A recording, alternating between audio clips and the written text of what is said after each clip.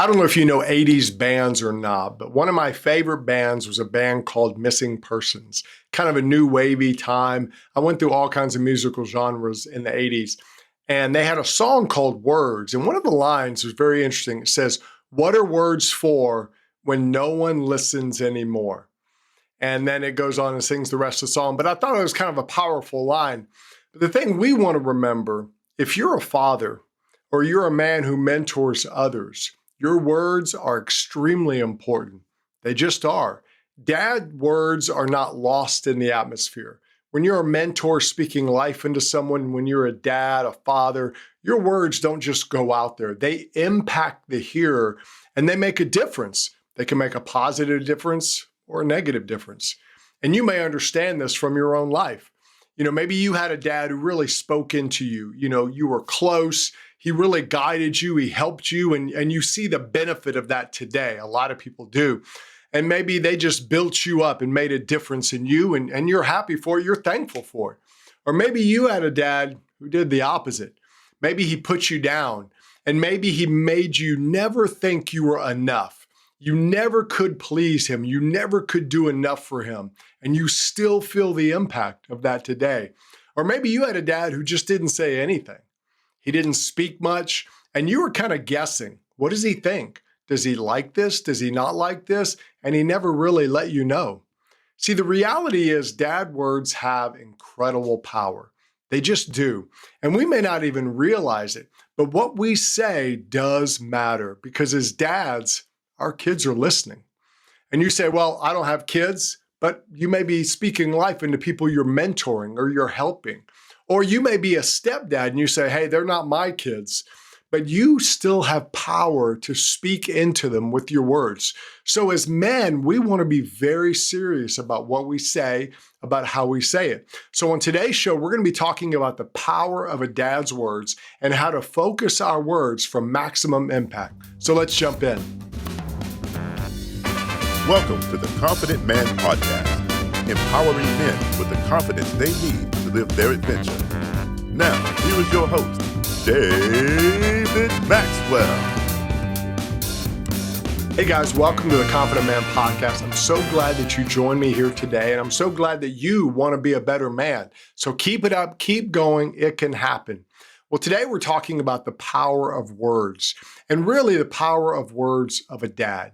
Now, recently I went and saw the Mario movie, and it had been out for a while. I hadn't seen it yet, so it was one night last week. I said, I'm going to go. And there's a powerful scene at the end of the movie where Mario's dad praises him as a hero for the neighborhood. I won't tell you why, just in case you go back and watch it and you haven't seen it yet, but he does that. He praises him as the hero of the movie. And the reason that's important is because earlier in the movie, he kind of put him down. He kind of called him a loser. And it was such a powerful scene because even though it's animated, you could see Mario's reaction, how it just spoke life into him. And I think it perfectly captured what so many people today are longing for. They're longing for positive affirmation from their dad. You see, in our society, it's hard for a lot of people to get that. Well, some of the reasons is they grew up without a dad. A lot of people today grew up with no dad in the home. So they didn't get that constant interaction, that constant affirmation. A lot of people grew up with a dad who didn't understand the power of his words. He didn't understand how to speak life into his children. Or they grew up with a dad who was so invested in himself that he never did anything for his kids. Well, a lot of these people are missing the words of their dad. Now, was every dad like this? No, of course not. Some dads were great, and you may be a person who benefited from such a great dad, and you want to make sure to pass that down to your kids. But today, a lot of people don't even know. And a lot of times you can tell who has a good relationship with their father and those that don't, because it kind of shows in how they act. I did student ministry for a long time, 30 years. And a lot of times you could tell those who didn't have a good relationship with their dad, and you never even met their parents. You just knew by how they acted, what they were like. There's just a reality to it. And one of the most important roles we have as men is as fathers. It encompasses all aspects of our life, how we live, how we connect, but a lot of it has to come down to how we speak to our kids. And just like Mario in the movie, a dad's words have power. Your words as a dad have power. Your words as a mentor, as a leader, as a boss, it carries weight. You may not think it. You may think, oh, it's no big deal. It's just words. No, there's a reality behind it. Your words are powerful, and you want to make sure to use them the right way. Now, it doesn't mean you have to be some kind of movie dad who always knows what to say all the time. Those people have writers. Well, at least most of them have writers. Right now, the writers are on strike as I'm recording this, so they don't have writers right now. So the dads don't know what to say. But when someone's writing it for you, it's easy to say the right thing. It's easy to do. But in real life, it's a little harder. It's a little harder to know, what do I say? How do I say it? So we're going to talk about some of the basic areas that you can focus on. And as you focus on these basic areas, it'll help you say the right thing at the right time for your kids. And those areas are, you want to speak life, you want to speak love, and you want to speak direction.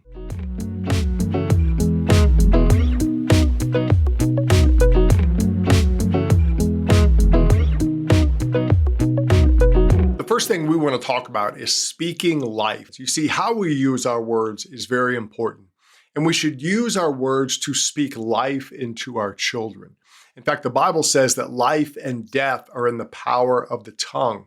And it's so true for us as dads. You may have experienced that as a child. Your dad may have spoken life into you, or your dad kind of spoke death into you. And we've all felt either one side or the other, or just the absence of it, which is kind of like a speaking death. But we have the power over our kids in what we say. And as men, we want to take that seriously. Now, it doesn't mean we have to walk around on eggshells, all worried about hurting our kids' feelings or any of that nonsense. Okay, you can still speak truth to your kids, and you should. They need to hear it. They need to hear uncomfortable things from their dad. And a dad who speaks life into his kids can also correct them, because that's another way of speaking life. He can do all kinds of things because it's ways of helping his child, and he's speaking life to them. If you're all worried about hurting their feelings, you're not going to speak life, because you're not going to tell them what they need to hear, and you're not going to tell them what will make them better. And your kids need you as a dad to make them better, which means you've got to speak life. So what we want to do is say, okay, how do I speak life to my kids? What does that mean, Dave? Give me some focus on that. Well, what you want to do is tailor your words to the individual child. You want to get to know your children. Learn what works for them. If you're mentoring someone, get to know them. If you're a boss, get to know the people who serve under you. You speak life into them when you get to know them. If you don't get to know them, you can't really speak life, because you can't focus your words in a way that helps them. And you want to do that as men. You want to focus your words, build them up, and that's how, by getting to know them. And with your children, you've got to know them. What do they like? What are they into? That's really important for you to know, because then you know how to speak. You also want to learn how to practice self-control. As men, we don't have to say everything that we think. And sometimes that's good. And as a dad, that's really important. You want to seek to understand before you give an opinion. You want to make sure you know the whole situation before you just kind of spout off what you think, because you may not have all the information. You may be giving an opinion, and sometimes dads do this, and when a child realizes it, they can learn how to manipulate their dad by not giving them the whole story, by dad not finding out everything. So what you want to do is learn the whole truth, learn what's important, learn what's not. There are some things you just don't need to speak into, and you just say, okay, that's between you and your friend. You know, that's just a dumb thing. I'm not going to get all into it. And that also comes us to the point of your emotional maturity. Your emotional maturity makes a difference. It just does as a dad. You are the adult, and you should act like the adult. And as a man, you want to be the leader of your home and the leader of your own emotions. You don't want to get caught up in the moody middle schooler life of your children.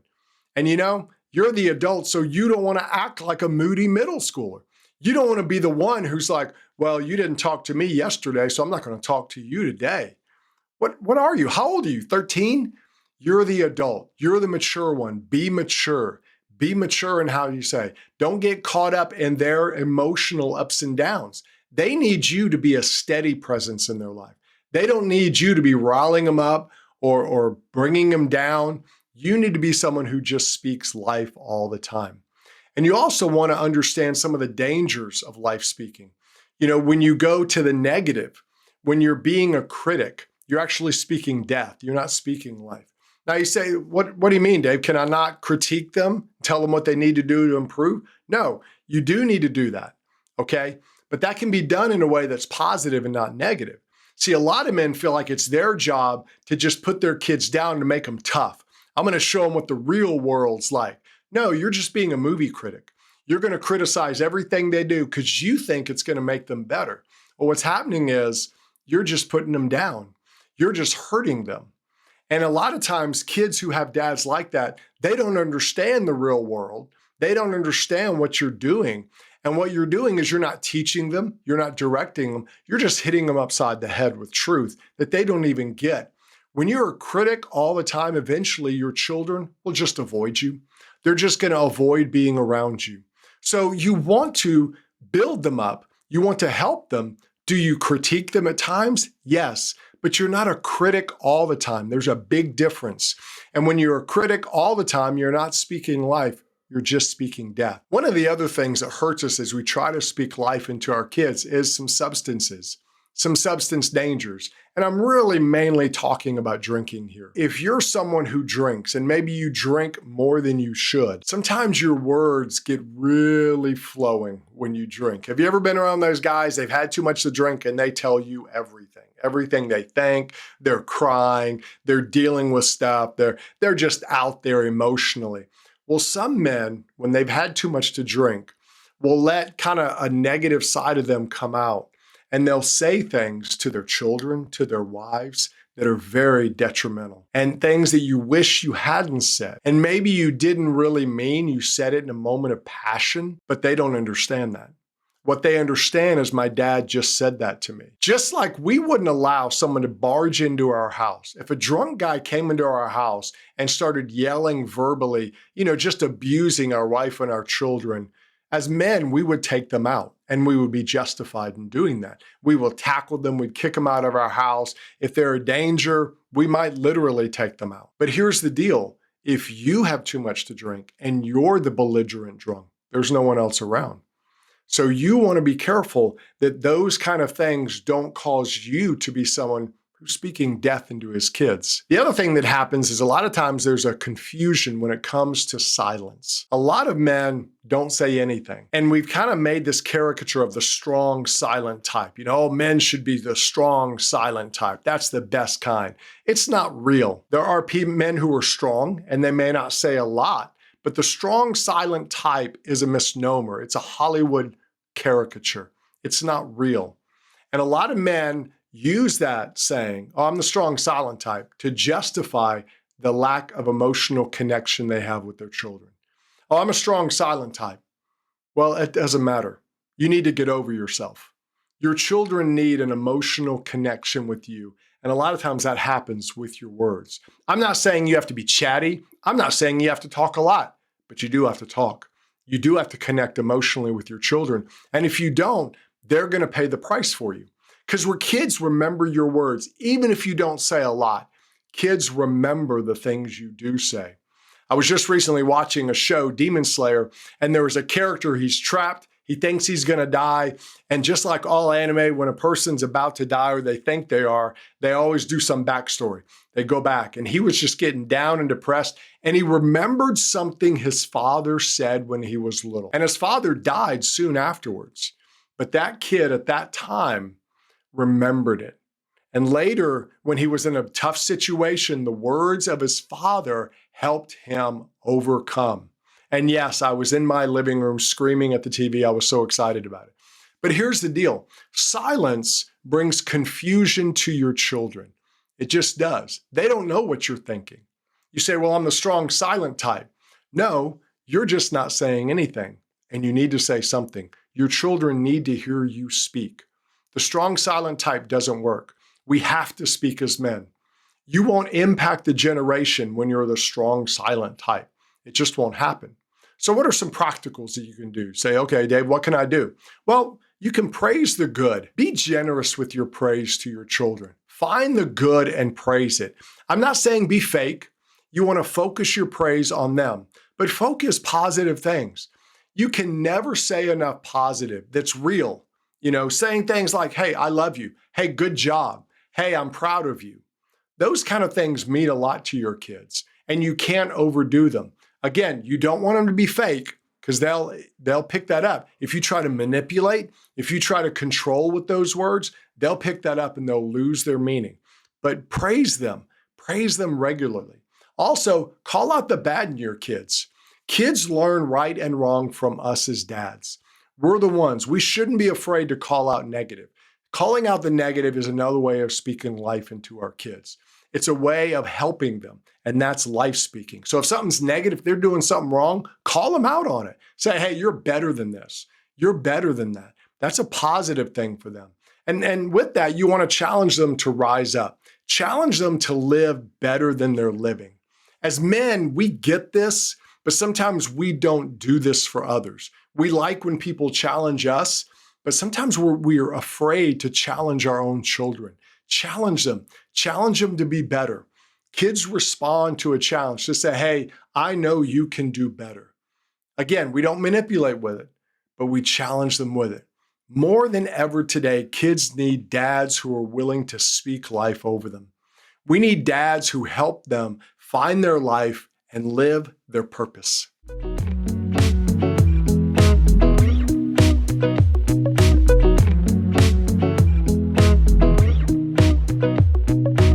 The second thing we want to do is speak love. Now, what do I mean by speaking love to our kids? Does that mean you have to cry or be all sappy and emotional? No. It's not like that. When we speak love, it's really kind of a mixture of things that we practice. Love is kind of like, I liken it to a combo attack. You want to do a combo attack of love on your people. Now, I'm not saying you literally do a combo attack and take them out. You'll understand what I'm saying in a second, because love is a combination of action and words. That's the combo attack of love, and you want both of them. We're talking about speaking love, but if your actions don't back up your words are useless. It doesn't matter. They have to go together. Now, when I talk about action, I'm talking about something that I think for a lot of us is easy to do. Most men are good at doing for others. We're active. We participate. Hey, I'm going to earn this money. I'm going to, make sure this is done or that's done. Most of us as men are good at that. We show people they're important to us by helping them, by doing stuff for them. Serving and helping is something that we should do. It should come from us naturally. And we should also be men who get involved in our children's lives. Get involved with their hobbies, with what they're into, spend time with them, supporting them in what they do, not just taking them to the ballpark, but talking to them about it, spending time with them, spending one-on-one time with your children is huge. And those are all actions that communicate your love. And you need to do it because it backs up your words. Now, words can be a little harder for men. A lot of men have a hard time saying simple things like, hey, I love you. Or speaking life, like we talked about earlier, it can be a struggle. And maybe you as a man never had someone show you how to do it. So it's really kind of weird. You're having to learn. But I tell you, it's worth the effort. It pays off in your children forming that connection with you. You speak life into them. You speak love over them, even as you overcome maybe some things that make it hard, but you're going to have a much better connection with them. And your love has to be shown through your actions and your words. They've got to back each other up because your words explain your actions. It connects them to your child. They see why you're doing those things for them. They see what you're doing and why, and they always go together. Now, some men, again, have issues with it because they feel awkward. Maybe they've never stepped out emotionally. Or a lot of times, men have stepped out emotionally when they were younger and they got shut down. They got shut down by a parent. They got shut down by, a girl in middle school or whatever. And a lot of men, when they get shut down, they just back off. They're like, I'm done. I'm not going to try. I'm not going to put myself out there emotionally as a man. And the danger of that is you're going to lose the ability to emotionally connect with your children. And they need you to connect with them emotionally. That's how they're going to understand your love. So what we have to do as men is just get over ourselves and get over our awkwardness. You say, well, Dave, my dad didn't say much and I'm okay. No, you're really not. You just don't even know what you're missing. You don't know what kind of strong connection you could have with your child. Again, I'm not saying you have to be super chatty. I'm not saying you have to cry, but you do need to be intentional about speaking love and showing love to your children. Intentional love is best shown when you are spending time with them and getting to know them individually. You see, a hard part of our child developing their own identity is when we recognize their identity as dads. When we see them, when we call out, hey, you're really good at this. Because most kids don't know who they are because they're kids. They just don't know. And we see that today. We see a lot of kids today wrestling with their identity issues. They're wrestling with their sexuality issues. They're wrestling with all of this. Well, why is this happening? Because so many dads aren't in the home. So many dads aren't speaking life, aren't speaking love into their children. They're not communicating with them. They're not getting to know them individually. Children look for identity in the eyes of their parents, and they really look for their identity in the eyes of their fathers. So you as a dad, you may be kind of emotionally constipated, and you may think, I'm kind of awkward. I'm not really good at this. You just got to suck it up. You got to suck it up and be a man. You got to suck it up and get over that because your love means so much to them. It's so powerful to them. And when you recognize your children as individuals, your love shows them that, hey, I care about you because of who you are, not what you can do for me. I focus on you. I know what gifts you have. And that means a lot to the child. And they're going to develop their own identity from it. And a lot of guys, they've got to make sure they're not using it to manipulate or trying to live through their children. You know, I was never an athlete, but my child's an athlete, so I'm going to make sure they're the best because it makes you look good. It's not about you. Speaking love to your children is focusing on them.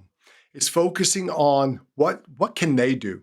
What's the best they can be? When you're interested in their life, when you're speaking that love, you're spending that time with them, it's authentic and it's not fake. Your children are going to see some powerful changes in their life. They're going to develop their own identity and they're going to develop a much closer connection to you. The third thing we're going to talk about when it comes to the power of a dad's words is how we speak direction. So let me ask you a question. How smart were you at 13? Now that you look back on your life, okay, you probably weren't the brightest bulb in the world. None of us were at 13. But how smart did you think you were at 13? Oh, you thought you were the man. You knew everything. This is something we have to remember. Kids lack wisdom. They just do. Society tells kids, these are the greatest days of your life. And they're not. I always tell kids, these are the dumbest days of your life. You're young and you're stupid. Sure, you got a lot of energy, but you don't have a lot of sense. And wisdom is something that happens as you get older. You learn things, you learn from people, and wisdom is so much better than youth. And as you get older, you realize that. You know, if you get into your 30s, your 40s, and 50s, you look back and you think, wow, how dumb was I at that time? I thought I was smart. I thought I knew everything, but I didn't. And direction is something that we as men have to give our children. And it's almost become where you've only given two options today when it comes to giving your kids direction. And I see this all the time with parents. A lot of times they're one of two things. There's a fear of directing kids and helping them with their life. And that's the parents who are like, oh, I'm not going to do anything. I'm going to let the child decide for themselves. I'm going to let them be who they want to be. The child will show us the way. No, the child is dumb. He doesn't know who he is. He doesn't know what he wants. He doesn't know life. So you as a dad have to give them direction. You point them in a direction, okay? And the other danger is the helicopter mode. And I think we've all seen that. We may have even done that sometimes, where we make all the decisions for our children. I'm going to make sure they have a perfect life. I'm going to make sure everything is perfect for them. They do everything right. And what you're doing is you're helicoptering them. And then as they become adults, They're so used to doing things for them, they can't do for themselves. There's parents who call their kids as adults to make sure they get up and go to work on time. How weird is that? And the balance is in between the two, okay? You don't want to just let the child do whatever they want because they're young and dumb.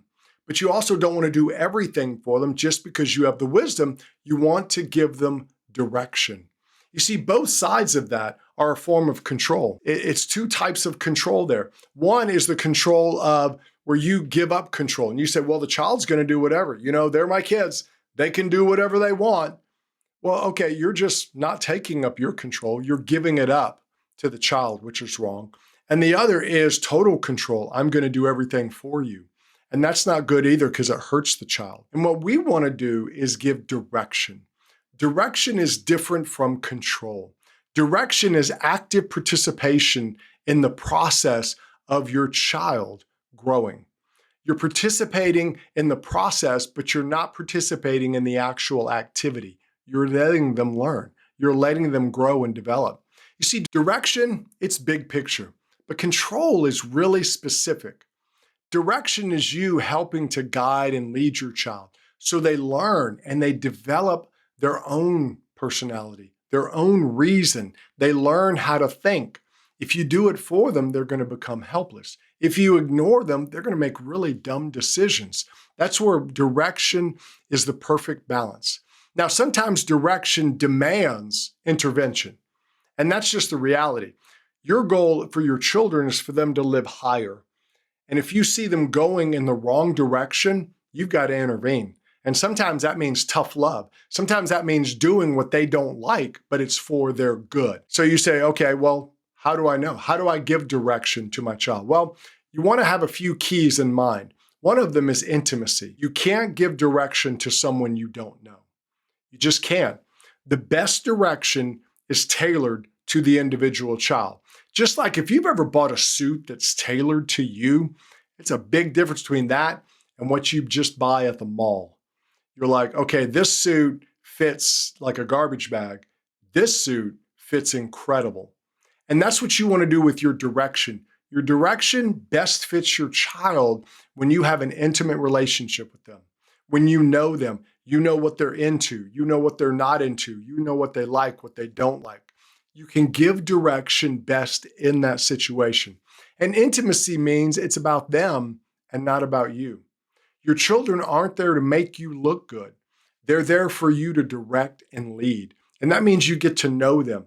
You get to know their gifts. Their gifts may be different from yours. You may be a sports guy. Your child may be a computer person. Well, you need to get to know them and give them direction and guide them in their life. And that best comes through intimacy. So you've got to have intimacy. The other thing you want to have is you want to have some thought behind it. Direction means you're putting real thought into your children. You're thinking about them. You're thinking about what's best for them. You're not doing it all for them, but you're not just guessing and just doing whatever. Now sometimes, you're in a situation, you're not sure what to do, so you do kind of guess. But when you have a close relationship with them, you're going to guess better. You're going to know better.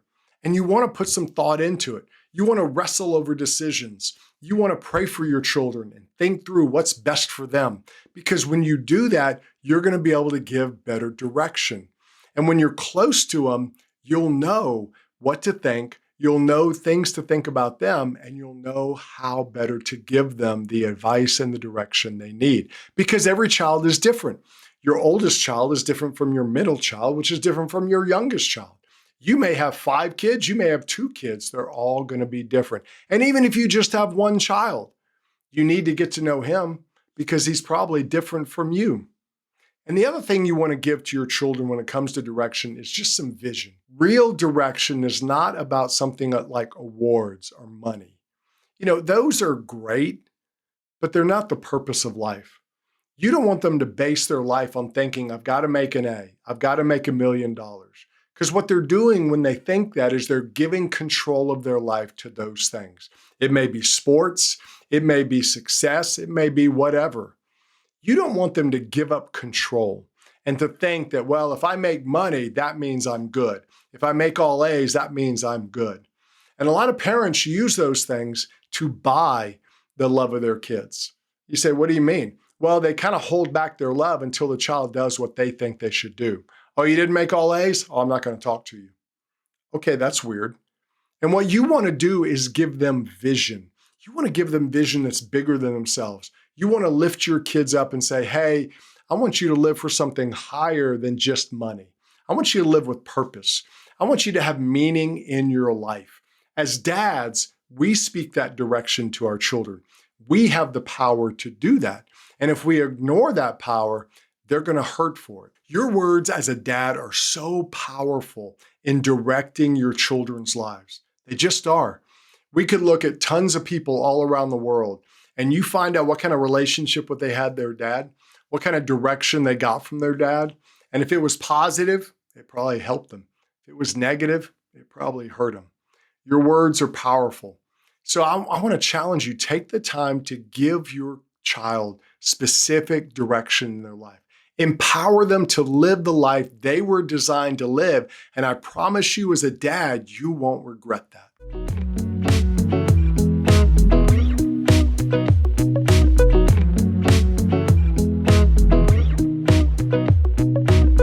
All right, guys, closing out the show, we want to remember that as dads, our words are powerful. As mentors, our words are powerful. As bosses, our words are powerful. Anyone we're in a relationship like that with, our words are powerful. And we've got to remember to take up the challenge of using our words to inspire and to build. That's what your words can do. You shouldn't waste your words. I'm not saying you have to be super talker, but you also shouldn't be silent. You should find that happy middle that fits you, your personality, the way you are. And we do this by speaking life. You want to speak life into your children. You want to speak life into your coworkers. You want to speak love, especially to your family, to those closest to you. And you want to speak direction. Those under you need to hear you directing their life, giving them advice, helping them make decisions. And you say, well, gosh, Dave, doing all this, thinking about all this, that's a lot of work. Yes, it is.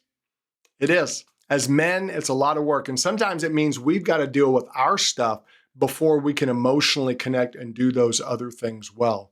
Well, we just got to do it. You've just got to suck it up and be a man. You've got to mature. You've got to learn about your child. You've got to be a student of theirs. And as you do that, it's going to be amazing. You'll be a better man. You'll have better relationships, and you'll create a legacy through your children that will make a big impact on you. You've been listening to the Confident Man Podcast. Click subscribe so you don't miss a future episode. You can connect with David on Facebook and Instagram at David the Maxwell. Find resources to help you as a man at theconfidentman.me. That's theconfidentman.me.